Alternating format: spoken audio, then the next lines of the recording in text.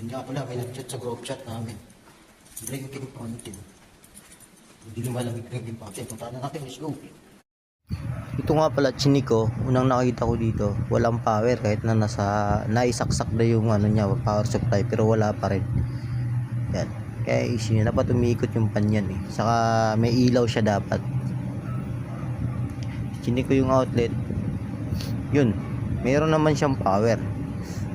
Kaya yung problema talaga na napapansin ko, power supply. Kaya ito na. Bali nangyari pala, lost contact lang sa splicing, kaya in-splice ko siya ulit, kaya yan gumagana na. Ngayon subukan natin, antayin lang natin mga 5 minutes siguro or 3 minutes kung lalamig na siya, kung okay na, kasi umiikot naman yung pan, pero kailangan talaga linisin, napakarumi.